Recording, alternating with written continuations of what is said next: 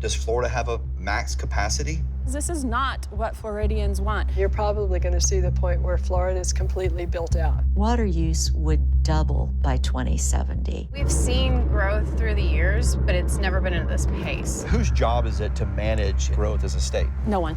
We're gonna lose our identity. We are in a very vulnerable position right now. My name is Chad Crawford. For the past 15 years, I've introduced viewers to Florida's wild beauty. But right now, the paradise we know and love is being threatened like never before. We are way better than this. Join me as I meet the men and women fighting for our future.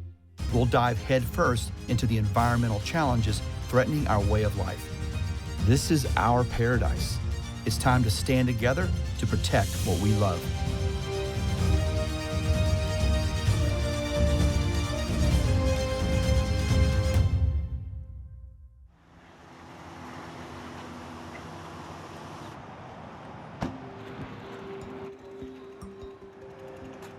Welcome to Florida, the land of sun and sand, where over 1,000 people move here every day, making us one of the fastest growing states in the country.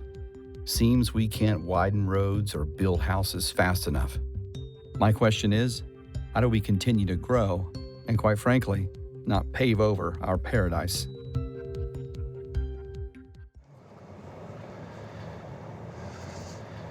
Wow. I am lost. A few years ago, I read a report that really got my attention. It was called the Florida 2070. This report predicted our future growth, development, and water needs into the year 2070, which is not that far away. The report was created at the University of Florida's GeoPlan Center. I'm here to meet a few of the key people involved in that report. Peggy Carr was a principal investigator. Vivian Young oversaw communications.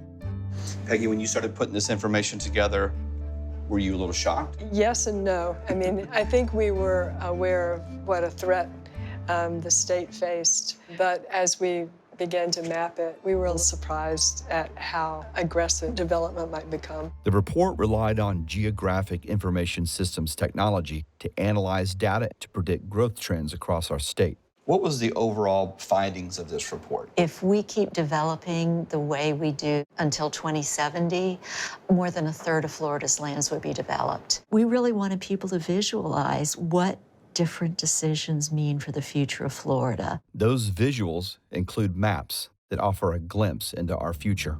First, Peggy showed me a baseline scenario map reflecting development areas for 2010. Then she compared that with a trend scenario map that predicts Florida's future development into the year 2070. Wow. It's frightening, isn't it? Seeing all of that red. Essentially, many of our counties would be fully built out. Yeah. There would be either conservation lands or developed lands. This is that image for me that really rocked me. We need to recognize that population growth is going to occur, but how can we manage that without losing all that we love about Florida? For some perspective, in the 1950s, Florida's population really started to boom, reaching 7.8 million in the year I was born.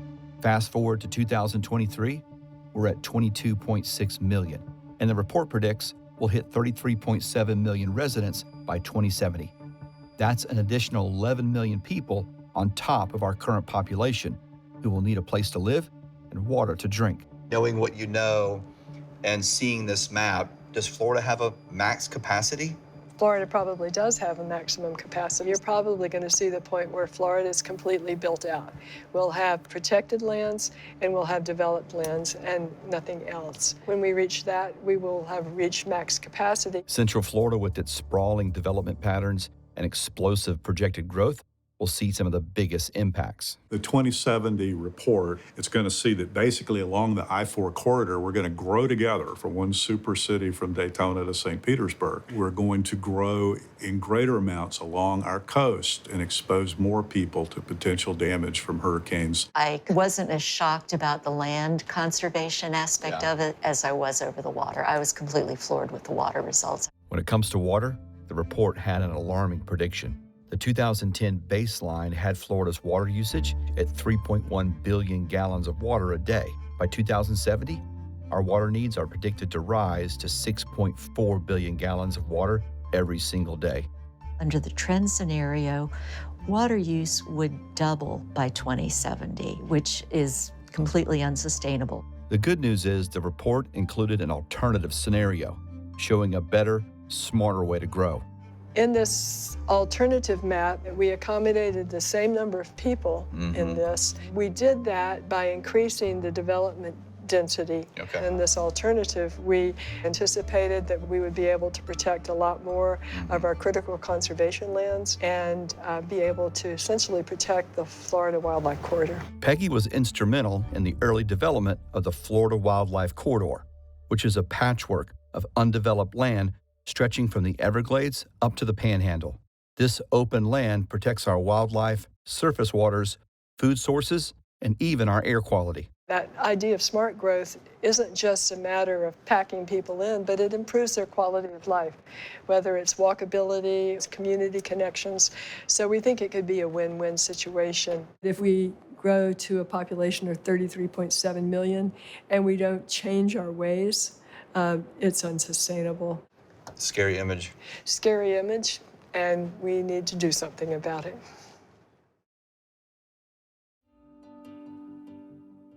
When I'm in the studio working, I'm not really thinking about anything. I'm just trying to make beautiful brushstrokes. Growing up in Polk County, we had a lot of space to run, and it was a very small, tight-knit community.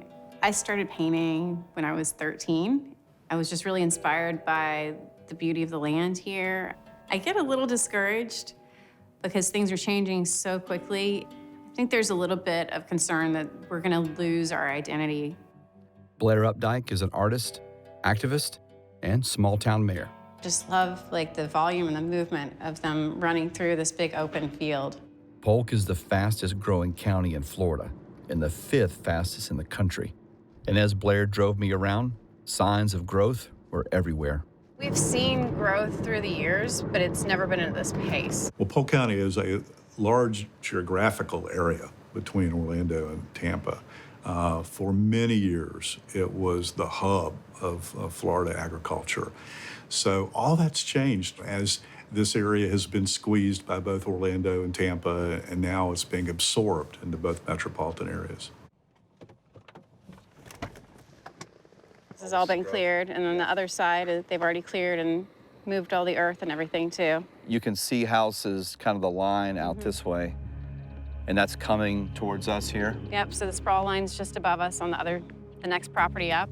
Blair first takes me to what she calls the sprawl line. This is literally a line of subdivision developments that are rapidly moving south. I was through here maybe 2 months ago, and there are only maybe 6 houses in the neighborhood next door, and now there are hundreds.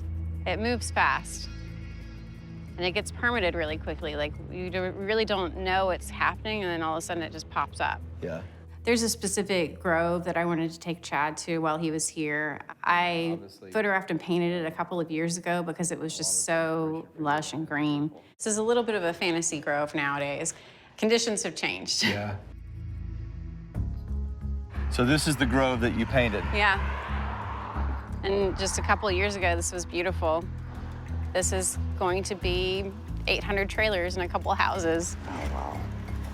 I originally picked this spot because it was just gorgeous. I was driving home from somewhere, and it was inspiring, and now it's going to be trailers. Disease and extreme weather have taken its toll on Florida's citrus. In 2004, the industry had over 7,000 citrus farms. Today, that number has dropped to just under 2,000. And as growers lose money in citrus, they sell off acreage to offset losses. For developers, this is prime land for subdivisions. So your paintings are really kind of documenting Polk County's history. It's sort of the end of the citrus era. As we stood by the roadside, we attracted the attention of a nearby neighbor. I asked her what she thought about the growth here in Polk County. Unfortunately, it's not being thought out well enough, we think. We don't see things like the town center concept where you'd have a retail center with restaurants surrounded by housing where people would cluster around that. And so we see just more open space being taken down for what they call sprawl. They've been more distracted by the riches involved in, housing. Your residents are calling you with issues and they're really concerned. And so I've been following through and trying to do what's best for my community. In 2022, Blair and a small group of concerned residents fought to get a conservation property tax referendum on the ballot. Polk Forever, as it was called, would raise money for the purchase of environmentally valuable land. We'd worked so hard, but we also were not professional politicians or lobbyists or anything, and we had very little funding. Residents of Polk County voted 58% in favor.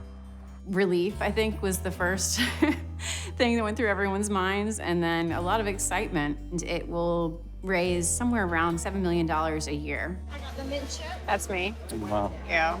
Awesome. Thank you. Where did this need for Polk Forever come from? It was spurred on by the huge amount of development that was going on. People sort of panicked and were like, oh no, now they're tearing up more land that we might not ever be able to get back, and we have no plan. Florida literally pioneered the tool of local governments voting to tax themselves to produce money to buy conservation areas. It's an effective tool where local people can try to get out in front of growth and protect and purchase these areas before they're, consumed by urban sprawl. As a mayor, what are people communicating to you about all that's going on here? They're very concerned. They don't like the crowding that's already happening. I don't think anyone here is truly anti-growth. I think they're in reality about the situation. We just don't want to have a bunch of stuff built around us that doesn't fit with the character of this area. What's at stake? I think it's our whole lifestyle. Growth will just keep moving this It's going way. to keep going south. As Florida continues to grow, we'll need more counties, cities, and ultimately citizens to stand up and take action. When we started doing the referendum work, there were a couple of us that we just said we're going to do whatever it takes before we run out of time.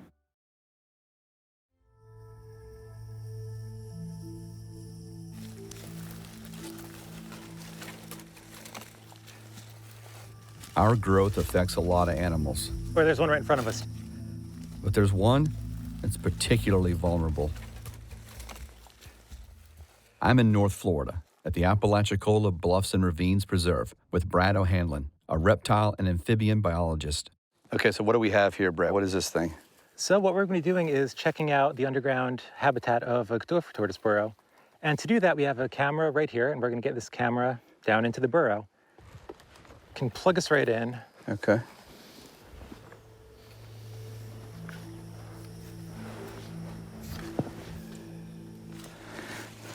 Oh, wow, that's incredible. Yeah, that's pretty cool. A window into a whole different world here. Tortoise burrows are pretty impressive structures. Sometimes these burrows are linear, where they're a straight shot down and the tortoise can find somewhere happy to make that end chamber. Other times, there are corkscrews and lots of twists and turns in this underground environment. I'd estimate that we're about 35 to 40 feet inside the earth right now. It's incredible. And as we get to the end, there he check is. that out. Oh my gosh. Your tortoise at the end of the burrow. At the very end. It's amazing to think that such a small animal has dug such a deep hole. Over 300 animals and insects can use a tortoise burrow during parts of their life. During my time scoping, I've seen things like skunks, different birds, plenty of eastern diamondback rattlesnakes. You know, the list can go on and on. Brad, why are these species threatened here in Florida? The tortoises face a couple challenges here in Florida, the most of which is development. That's a really tough situation because lots of people are moving to Florida every single day. Gopher tortoises, they live in the high and dry places where folks like to build their homes. And so all of our upland habitats are under pressure from conversion to development uses. When land is cleared for development, most animals can run or fly away, but the slow-moving, burrow-digging gopher tortoise can't, so it has to be relocated. That piece of land where houses are going to go, gopher tortoises are living there. I mean, we're talking about having to relocate those tortoises to places like this. So we're setting up conservation areas throughout the state where tortoises are being relocated to, and that's really helpful because that will provide protection for the tortoises into the near future. Relocating a gopher tortoise or multiple gopher tortoises from the site is a pretty involved process. In 2021, Nearly 3,000 permits were issued to relocate over 17,000 tortoises. This high demand for relocation permits is up against a limited supply of protected land available for tortoise relocation. We are going to continue to see habitat loss, and that's an impact to a number of different species, particularly the tortoise. With relocation permit requests on the rise, how long can we keep this up before we run out of protected places to put them? Important species to Florida. Very important species to Florida.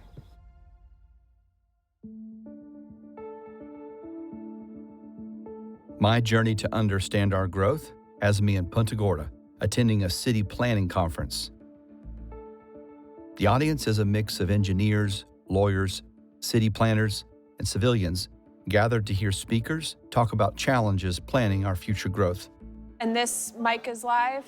But I'm here to listen to one speaker in particular. Okay. Can everyone hear me all right? Jane West is the Policy and Planning Director for 1,000 Friends of Florida, a statewide advocacy group promoting sustainable development and smart growth. Everything that we see in terms of Florida's existential threats stems from how we are developing this state. Florida has a growth problem. If we do not make paradigm-shifting changes in how we go about developing this state, the beauty of Florida is going to be lost forever. How did we get here? Yeah, it's such a tragedy because this is not what Floridians want. We got here because of bad bills and slowly dismantling what was once heralded as the best growth management act in the nation. When the Growth Management Act was in effect, citizens had a lot of power at their disposal. Since the legislature has effectively dissolved the Growth Management Act, citizens have fewer options now to be able to challenge developers and object to developments. The environmental impacts of sprawl development was a reoccurring theme in Jane's presentation. Florida's biggest environmental threat, it's not air pollution, it's not toxic waste. What it is the conversion of raw land to sprawling development. One good way to visualize what sprawl is take a town and draw a circle around the outer edges of that town. You're going to have your business core, your hospitals, your post office, your schools, and you have that infrastructure take place within that circle. Anything that happens outside of that circle is sprawl. We have to encourage more infill development. We have to build up and not out. You talked about legislation's not working, lobbying is not working. What is going to work in your opinion? The only way we're going to save Florida is if we buy vulnerable land and put it into conservation in perpetuity. That, and we need to educate the public and the decision makers on what's happening so they can make more informed decisions. We have 1,000 people moving to Florida every single day. That's a city the size of Orlando coming to Florida every single year. And growth isn't always a bad thing, but we have to protect our special places. What we save and what we pave in the next 10 years will determine the future of our state.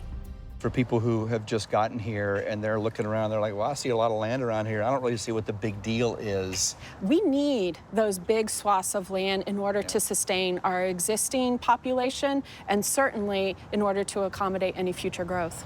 We cannot put a wall around the state of Florida. We cannot stop this growth. Whose job is it to manage and oversee our growth as a state? No one. Because no one's doing that. That's correct. Right now, I wish we could just put the pause button on the state of Florida so we could take our breath and not be constantly crushed by the incoming stream of development applications. If you could tell everyone that lives in Florida one thing. Pay attention. You have to get engaged. You can no longer afford to be apathetic about what is happening in your backyard.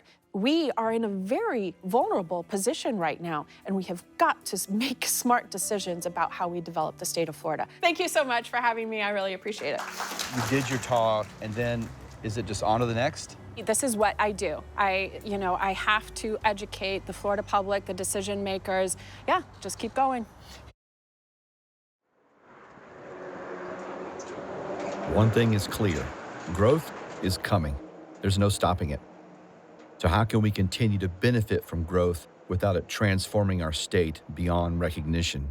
People do not move to the state of Florida to look at a subdivision. We have incredible natural resources, and that is why people come to the state of Florida. It really is a race against time, and land will never be less expensive than it is now. If we all decided to put the beauty and the health of our state at the forefront of our conversations about growth, then we'd all win. I am scared and I worry a lot, but I also have an obligation to do the right thing. That's all there is to it. Our growth affects, well, everything. And managing it will require fearless leadership from politicians, conservation groups, developers, city planners, and you. Because this is our paradise. And ultimately, it's up to us to protect it. Want to protect our paradise? Visit conservationfla.org.